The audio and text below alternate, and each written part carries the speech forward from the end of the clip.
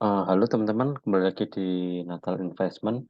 Pada kesempatan kali ini saya akan membahas laporan keuangan kuartal pertama dari emiten yang berhubungan dengan energi dan juga milik BUMN juga. Itu adalah Bigas ya. Baik, tanpa berlama-lama lagi, mari kita bahas laporan keuangan kuartal pertamanya. Nah, kalau dari kasnya sendiri kita lihat ada peningkatan ya teman-teman dari 19 triliun ke 24,3 triliun. Untuk aset lancarnya sendiri ada peningkatan dari 30,9 triliun ke 36 triliun. Total asetnya juga meningkat dari 106 triliun ke 110 triliun. Liabilitas lancarnya juga ada peningkatan dari 13,2 triliun ke 16,1 triliun. Untuk total liabilitasnya juga ada penurunan di sini. Ada penurunan tapi tidak terlalu signifikan lah. Dari 56,8 triliun ke 56,7 triliun. Dan total ekuitasnya ada peningkatan dari 37,9 triliun ke 40,8 triliun. Dan di sini saya juga memproyeksikan berapa ekuitas yang akan dihasilkan oleh Pigas di akhir tahun nanti. Menggunakan data persentase kenaikan dari kuartal 1 hingga kuartal 4 di tahun-tahun sebelumnya. Di sini kalau kita lihat di tahun 2022 ada penurunan, bahkan minus 42%, dan di 2021 ada positif 10%. Tapi kan ini tidak konsisten ya teman-teman. Jadi saya menggunakan angka yang cukup subjektif di sini hanya 5% saja. Sehingga ekuitas yang akan dihasilkan di akhir tahun nanti itu sekitar 42,9 triliun. Dan juga di sini saya disclaimer ya teman-teman.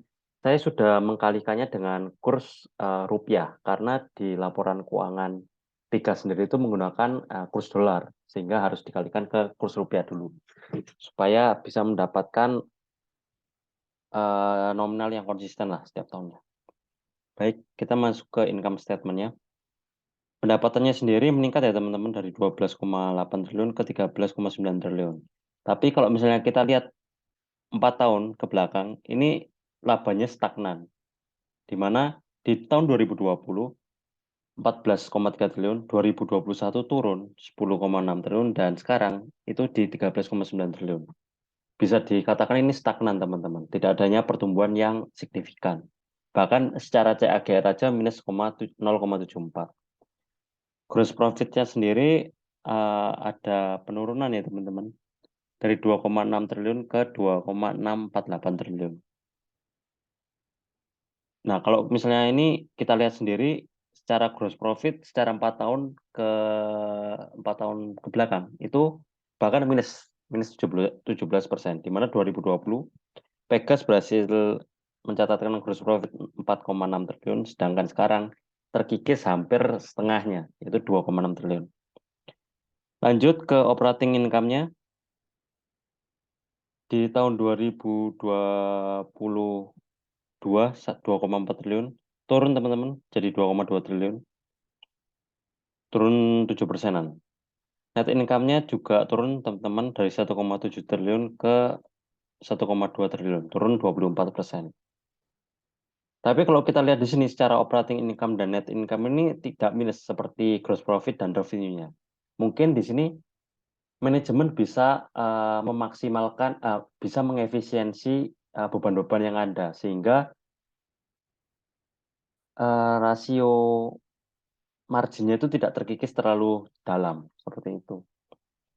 Baik, saya di sini juga memproyeksikan lah berapa net income yang dihasilkan oleh Pigas di akhir tahun nanti, di mana menggunakan data pertumbuhan net income dari kuartal 1 hingga kuartal 4 di tahun-tahun sebelumnya.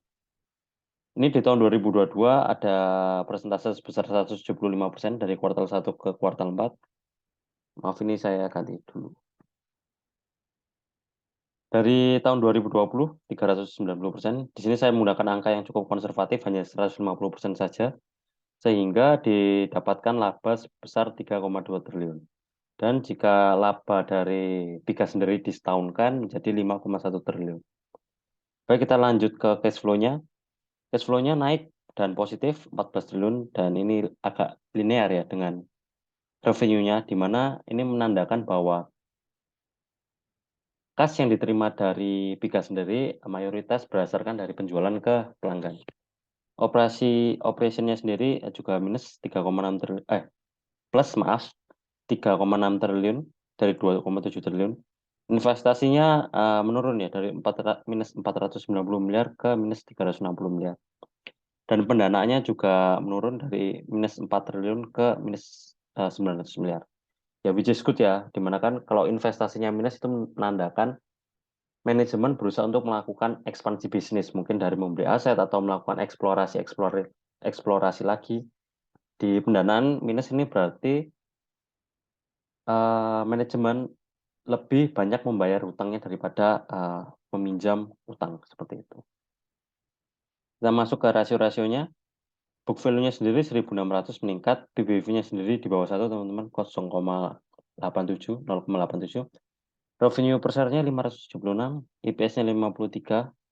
Jika IPS-nya secara tahunan menggunakan asumsi peningkatan 150% tadi, yang 3,2 triliun ini menjadi 132, dan asumsi jika labanya disetahunkan IPS-nya 212. Operating gross profit margin-nya 18%, operating profit margin 15%, dan net profit margin-nya 9%. Walaupun ini masih bisa dibilang 2 digit, tapi menurun dari tahun lalu. Nah, ini menandakan bahwa adanya penurunan efisiensi lah. Walaupun masih bagus teman-teman, di atas 2 digit. Seperti itu. Lanjut ke kita lihat ROE-nya 3%, bagus. Misalnya dari 4 saja disetahunkan jadi 12%. ROA-nya 1%. DER-nya 1,4 ya. Jelek ya, di mana total ekuitasnya lebih kecil daripada liabilitasnya. Ini ekuitasnya 40 triliun dan liabilitasnya 56 triliun. Tapi kalau kita lihat di sini current rasionya itu 2,2, tebal sekali ya. Jadi aset lancarnya ini bisa membayar seluruh liabilitas lancarnya, bahkan 2 kali lipatnya. Nah, kalau misalnya kita asumsikan DER-nya itu lebih kecil dan current rasionya itu lebih besar, bisa diasumsikan jika mayoritas utang di Pegas ini utang jangka panjang. Oke, kita lanjut ke cash rasionya 1,5, tebel ya teman-teman. Jadi kasnya Pegas ini dapat mengcover seluruh liabilitas lancarnya. Hampir 1,5 lah. Ya, 1,5. PI rasionya sendiri 27,6. PI rasio tahunannya menggunakan asumsi IPS 132 ini 11. Dan jika menggunakan asumsi IPS laba disetahunkan 6,68. Dan saya juga mencari data tentang dividennya. Selama 4 tahun terakhir ini, Pigas hanya membagikan dividen di tahun buku 2021. Untuk tahun buku 2022 ini belum ada pengumuman ya dari manajemen dan belum ada informasi soal RUPS-nya. Yaitu sebesar 68% ya DPR-nya di tahun 2021. Maaf nih. Nah, misalnya kalau kita asumsikan hampir sama lah DPR-nya dengan tahun 2021, di tahun buku 2022 ini 70% ya. Itu per per lembar sahamnya akan mendapatkan dividen 135. Seperti itu. Nah, ini misalnya kalau disetahunkan sama lah. 148 di tahun 2023. Kemudian asumsi peningkatan 132 ini ya. Lanjut ke asumsi growth-nya saya hanya 1% ya. Karena saya melihat di revenue-nya sendiri itu masih stagnan teman-teman. Bahkan menurun secara CAGR. Nah, kenapa saya tidak menggunakan asumsi net income-nya? Karena saya lebih suka menggunakan asumsi revenue. Revenue itu ibarat mentahannya pendapatan lah, mentahannya pendapatan. Kalau misalnya udah masuk net income kan itu sudah berhubungan dengan efisiensi dari manajemen dan pajak-pajak yang lain. Tapi yang penting itu menurut saya itu revenue-nya sendiri. Nah, ya, IPS-nya 132, asumsinya jadi 134 ditambah ya ini. Ada asumsi inflasi juga 6%. Jadi totalnya 126 ditambah book value-nya 1.600 jadi 1.800. Harga sekarang di 1.400 hingga MOS-nya 20% margin of safety. Menurut saya sendiri, Pegas ini akan menarik jika ada peningkatan di revenue-nya sendiri. Seperti itu, teman-teman. Dan juga kan